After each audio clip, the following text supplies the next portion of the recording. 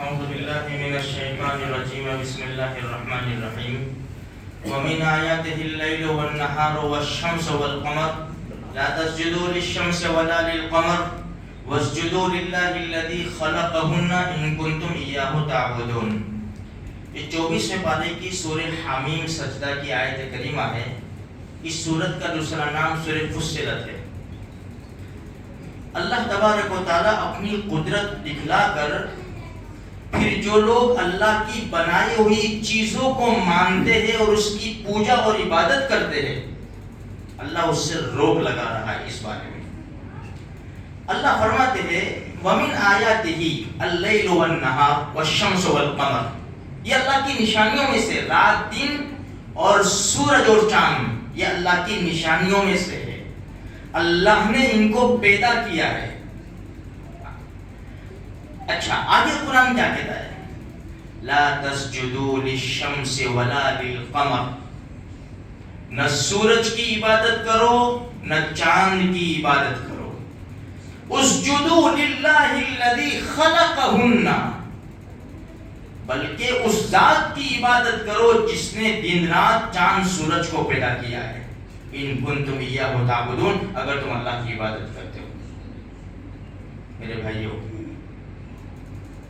لم یلد ولم یولد جو بھی ہم نے نماز میں سنا، ولم یکن لہ کفوا احد، اس کا کوئی شریک ہے ہی نہیں.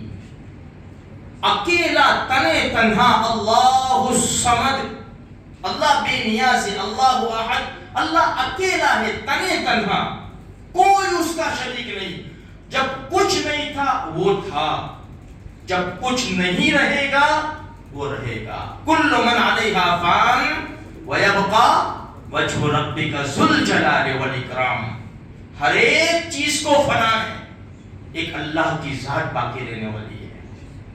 دیکھو یہ سجدہ جو ہے نا، سجدہ یہ عبادت، یہ اللہ کے لیے مخصوص ہے، خاص ہے. خاص ہم نے کئی مرتبہ اسی مسجد میں سنا وہ حدیث. اللہ کے رسول صلی اللہ علیہ وسلم نے ارشاد فرمایا اگر میری شریعت میں اللہ کے علاوہ کسی اور کو سجدہ کرنے کی گنجائش ہوتی تو لَأَمَرْتُ الْمَرْأَةَ أَنْ يَسْجُدْنَ لِأَزْوَاجِهِنَّ، تو میں عورتوں کو حکم دیتا کہ مرد اپنے مردوں کو سجدہ کرے. لیکن میری شریعت میں اللہ کے علاوہ کسی اور کو سجدے کی گنجائش نہیں. اس کی تفسیر میں مفسرین کرام نے لکھا ہے کہ کسی بھی نبی کی شریعت میں عبادت کا سجدہ کسی کے لیے جائز نہیں تھا.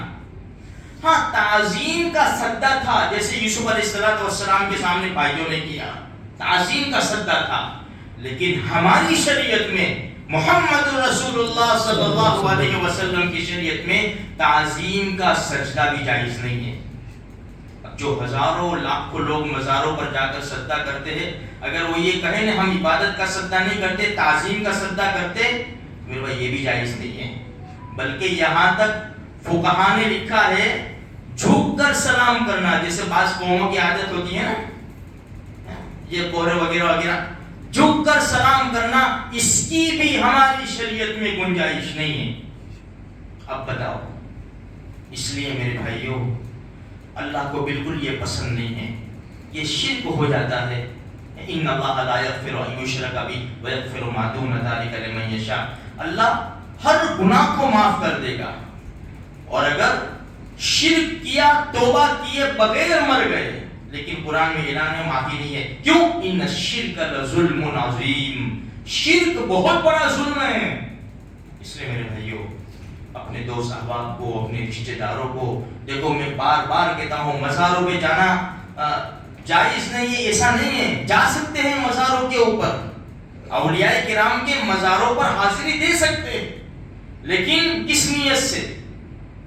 فیض حاصل کرنے کے لیے. ہم دعا کریں گے اے اللہ یہ تیرے نیک بندے ہیں، ان کی برکت سے میری بیماری دور کر دے، میرے بچے کو پاس کر دے، میرے بچے کی جاب لگا دے، مجھے اولاد دے دے. مانگنا اللہ سے ہے، اس لیے کہ دینے والا وہی ہے، دینے والا وہی ہے. ہر ایک نے دیکھو اللہ کے بعد سب سے بڑی ہستی کون ہے؟ محمد رسول اللہ صلی اللہ علیہ وسلم. انہوں نے کس سے مانگا؟ اللہ ہی سے تو مانگا. جب اللہ کے رسول نے اللہ سے مانگا, ان کے پاس صحابہ کرام آتے ہیں, پھر تابعین, تبع تابعین, اولیاء کرام, ہر ایک نے, اور ہر ایک نے تعلیم بھی یہی دی ہے کہ مانگو تو کس سے مانگو؟ بھائی اگر جو قبر والے اللہ کے ولی سوئے ہوئے تھے ان کو اٹھا دو, ایک ایگزامپل, اور کہو کہ حضرت یہ سب لوگ آپ کے لیے سجدہ کرتے ہیں, راضی ہوں گے وہ راضی ہوں گے؟ بھائی میں کون ہوں؟ میں اللہ کا بندہ ہوں. بھائی جب میں نے اللہ کے سامنے سجدہ کیا تو میری کیا حیثیت ہے کہ تم میرے سامنے سجدہ کرو؟ اس لیے میرے بھائیوں, لاکھوں لوگ بیچارے اس وہم میں مبتلا ہے. اور دیکھو میں آگے چل کے اور ایک بات بتاؤں, جتنے بھی بڑے بڑے علماء ہیں نا بھائی, بریلی کے علماء ہیں, دیوبند کے علماء ہیں, جتنے بھی بڑے بڑے چوٹی کے علماء, جاؤ ان کا بیان اٹھا کے سنو, ان کے فتاوا دیکھو کتابوں کے اندر. یہ جو ماحول خراب کر رہا ہے, یہ چھوٹے چھوٹے جو ہے نا, انہوں نے ماحول خراب کیا, ان کے فتاوا اٹھاؤ دیکھو, ان کی کلپیں سنو پرانی, یہ ساری باتیں یہی ملے گی کہ اللہ کے علاوہ کسی اور کو سجدہ کرنے کی گنجائش نہیں. یہ خاص عبادت اللہ ہی کی ہے میرے بھائیوں. اللہ تبارک و تعالی ہمارے ایمان کی حفاظت فرمائے اور کفر شرک سے اللہ پاک ہمیں محفوظ فرمائے.